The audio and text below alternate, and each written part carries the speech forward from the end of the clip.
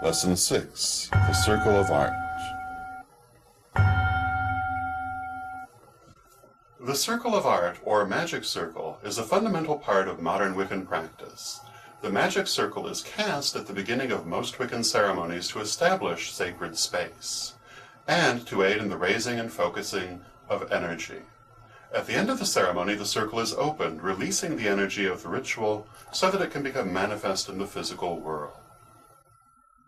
We use the term sacred space to indicate an area used for ritual or magic. The area becomes sacred space when it is specially prepared to aid in the shift of consciousness needed to connect with the higher self in magic or worship. It is from the level of our higher self that we are able to work magic. There are many ways to create sacred space, but all revolve around the idea of cleansing the area of negative energy which might hamper the working, and the erection of various energy constructs whose purpose is to intensify the energy being worked with. The magic circle is such an energy construct. It is created from energy, shaped by thought and emotion. Though the magic circle has a strong symbolic aspect, it also has an objective reality, which has a definite effect on the people inside the circle. Because it is composed of concentrated energy, the circle acts as a battery, giving extra energy to whatever is done inside it. And because it acts to focus the energy raised within it, the circle also tends to intensify that energy. In these ways, the circle magnifies the power of the people within it. It is this effect that is the principal purpose for its use. History of the circle. The idea of holding ritual in a circle is very ancient, in all likelihood deriving from nothing more august than the fact that when people gather round, they tend to do exactly that, gather in a roughly round or circular form. The circle allowed everyone to hold hands with everyone else and to have the same general view of the proceedings. It was practical.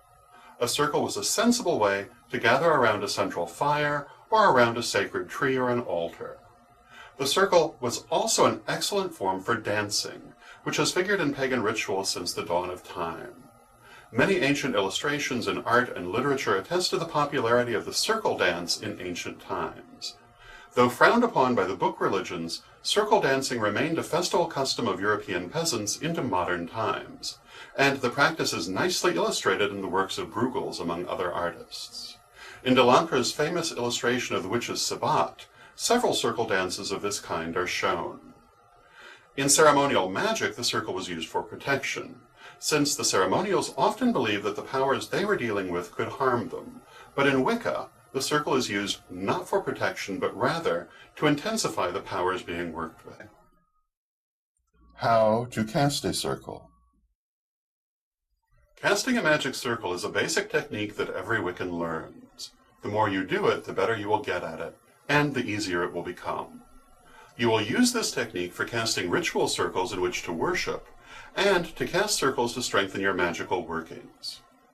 Not everything requires the use of a magic circle. The circle is used for worship ceremonies, but it is not necessary for private devotions. Most spell work does not require casting a circle either, but if a spell is really important, casting a circle will generate much more energy for the spell.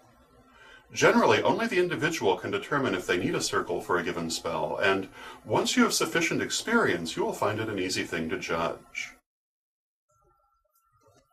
Reasons for cleansing.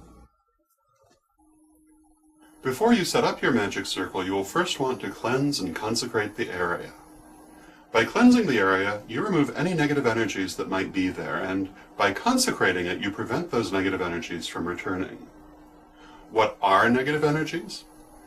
The term negative energy refers to energy that in any way detracts from the effectiveness of a working or the quality of life in general. It should not be thought that negative means evil, but rather unfocused. Negative energy is energy that is undirected or polluted with various emotional charges that will tend to hamper the free flow of consciously directed energy. Because energy responds to emotion, it can become charged with all sorts of feelings. A psychically sensitive person can pick up on these feelings, and they can be magnified by magical working. Anger, fear, sadness, these and many other emotions can color energy, shaping that energy without conscious intent. The energy then holds these emotions and can tend to pass them on to sensitive people. The stronger the initial emotion, the longer negative energy will tend to hold it. Sometimes energy will hold such a charge for a very long time. This is why certain places which have witnessed traumatic events can give us bad vibes. The energy of the place has been imprinted with the negative emotions experienced there. Most negative energy is not that focused, however. Usually the emotional charge is not so strong and it diffuses over time. Most negative energy contains little bits of many conflicting emotions culled from many sources, which tends to give it a muddy feeling. This energy is unfocused and undirected and can tend to make concentration difficult. By removing it, you will find that you can work much more effectively. How to cleanse?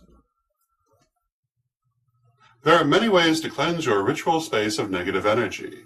Techniques range from simple to complex and can make use of many different tools. Some use water, some use smoke, others use visualization, and still others use sound or ritual movement. With experience, you will find the one that works best for you, but in this lesson, we're simply going to give you a good technique that we think will work well for you. Cleansing with salt and water. To do this, you will first clear and release all excess energy, as you should before every magical working. Now place your hand over the water. Make 3 tool or counterclockwise circles over the water, concentrating on removing any negativity from it. Say something to the effect of, "Behold, I exorcise you, O creature of water, casting out from you any impurities that may lie within." Imagine yellow-white light pouring down from your hand into the water, forcing out all negativity. Now make 3 jostle or clockwise circles with your hand over the water. Say something like, "And behold, I do bless and consecrate you to this work." Visualize the water being filled with a clear bluish-white light. Imagine the water filling with this light until it shines as brightly as if there were a blue-white sun within it. Now turn to the salt. Place your hand over the salt and make 3 tool circles over it, concentrating on removing from it any negativity. Say something to the effect of, "Behold, I exorcise you, O creature of earth, casting out from you any impurities that may lie within." Imagine yellow-white light pouring down from your hand into the salt, forcing out all negativity. Now make 3 jostle circles with your hand over the salt. Say something like, "And I do bless and consecrate you to this work." Visualize the salt being filled with a clear bluish-white light. Imagine the salt filling with this light until it shines as brightly as if there were a blue-white sun within it. Now say something to the effect of, "Behold, the salt is pure. Behold, the water is pure. Purity into purity then, and purity be blessed." Add 3 pinches of salt to the water and stir. You have now made holy water. Take the holy water and go jostle around the area in which you are going to erect your circle. As you go around the area, asperse it. That is, sprinkle it with holy water. As you do this, imagine the area being flooded with yellow light. Let the yellow light fill the area, going out in all directions for a good distance. This is the act that actually sends out the negativity, so focus on it as strongly as possible. As you asperse the area, you may wish to say something to the effect of, "Behold, I cleanse and purify this space."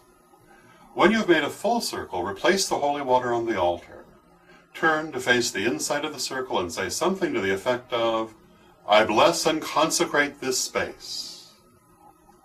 Now visualize the area being filled with a clear blue-white light, so that it is wholly filled in all directions.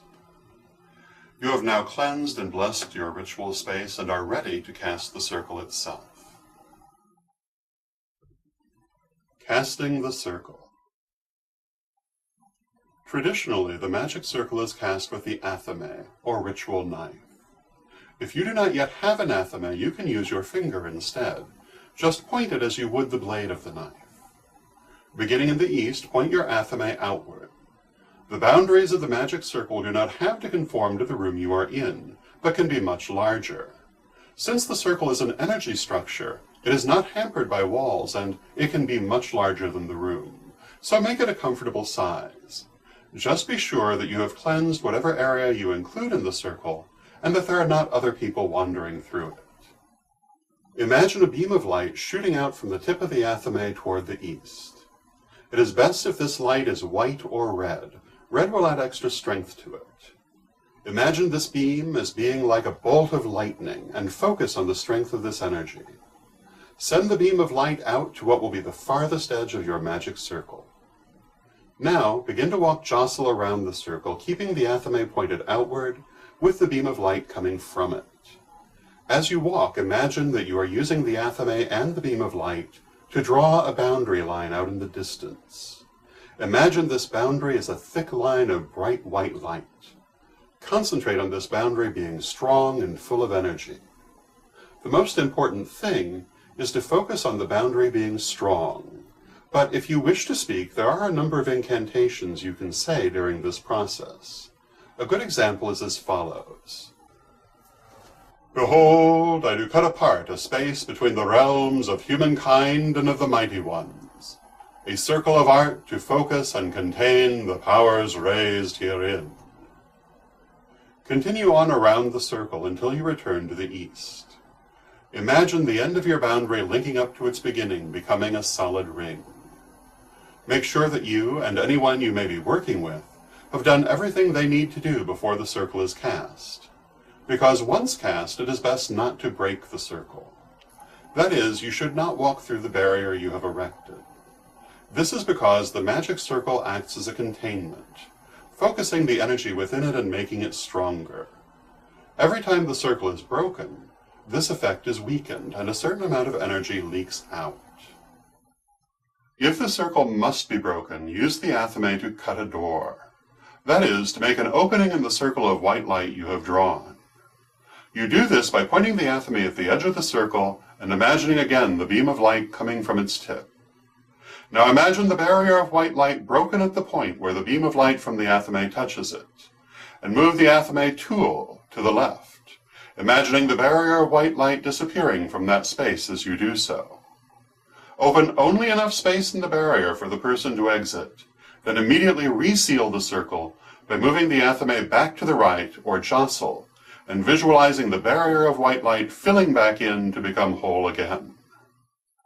Calling the AIRTS. Now that you've cast the magic circle itself, you are ready to call the quarters. You learned about the AIRTS or quarters in Lesson 5. Now you will learn how to call them. As with everything else in Wicca, there are many ways to do this. For the purposes of this lesson, it is only our intention to give you one simple form to use. Once you become proficient with it, you can learn others. The AIRTS are the 4 cardinal points in the circle: east, south, west, and north. It is normal to invoke them at the beginning of a ritual to guide and aid you in what you are doing. Often the AIRTS are personified as guardians or identified with deities. Then again, sometimes they'll be visualized as animals or as pure elemental forms. In the Corellian tradition, we normally begin in the east, direction of new beginnings, as do many other traditions. Some traditions start in the north, however. This is just one of many variations between traditions.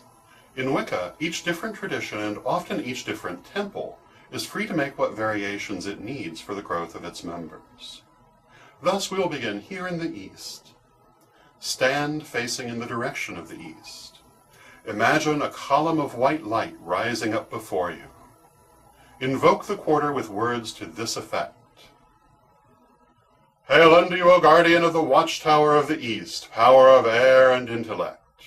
We pray that you will be with us this night in our circle, and that you will give your blessing and your aid to this our undertaking. We bid you hail and welcome. Now go to the south. Again, imagine a column of white light rising up before you. Invoke the quarter with words to this effect. Hail unto you, O guardian of the watchtower of the south, power of fire and manifestation. We pray that you will be with us this night in our circle, and that you will give us your blessing and your aid to this our undertaking. We bid you hail and welcome. Now go to the west. Imagine a column of white light rising up before you. Invoke the quarter with words to this effect. Hail unto you, O guardian of the watchtower of the west, power of water and emotion. We pray that you will be with us this night in our circle, and that you will give your blessing and your aid to this our undertaking. We bid you hail and welcome. Finally, come to the north of the circle. Again, imagine a column of white light rising up before you. Invoke the quarter using words like these. Hail unto you, O guardian of the watchtower of the north, power of earth and integration. We pray that you will be with us this night in our circle, and that you will give your blessing and your aid to this our undertaking. We bid you hail and welcome. You have now successfully invoked the 4 8s to guard and aid your magic circle. They too will add power to the work you are doing, as does the magic circle itself. Your magic circle is now cast. You would then commonly follow with invocations to deity in the body of your ritual or spell.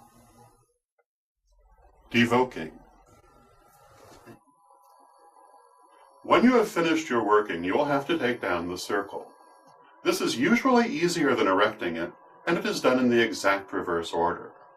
You will begin by thanking deity, but we'll talk more about invocations and thanks to deity in Lesson 7. Next, you must evoke the quarters.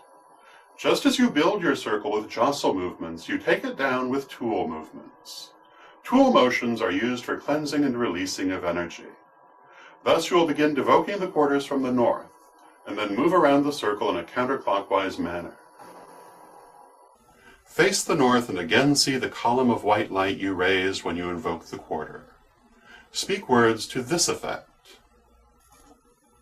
Guardian of the watchtower of the north, power of earth and integration, we thank you for your presence here tonight. We thank you for your aid and your guidance. May there be peace between us now and always.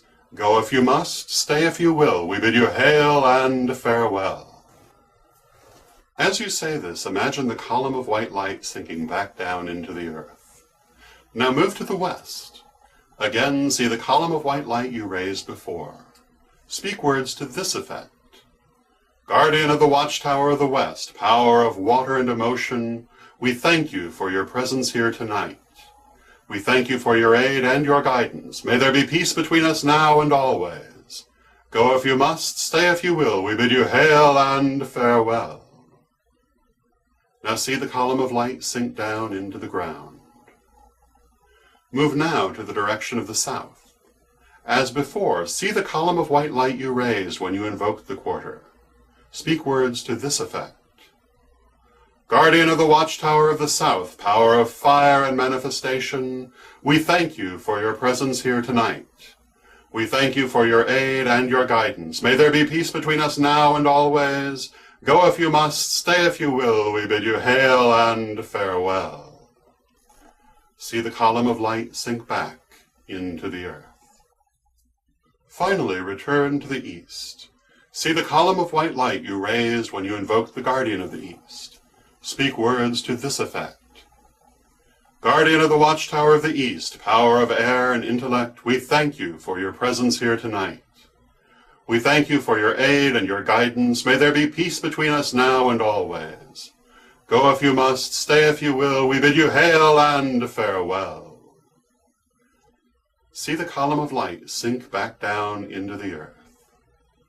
You are now ready to uncast your circle. Take up your athame and return to the east.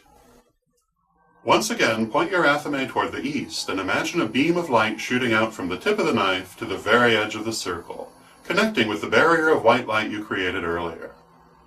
This time you'll walk tool, imagining the circle of light disappearing back through the beam of light into the athame.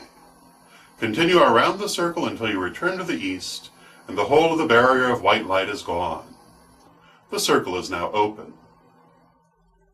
During the process of opening the circle, you may or may not wish to say something. If you do, the following is a common incantation to use. As above, so below. As the universe, so the soul. As without, so within.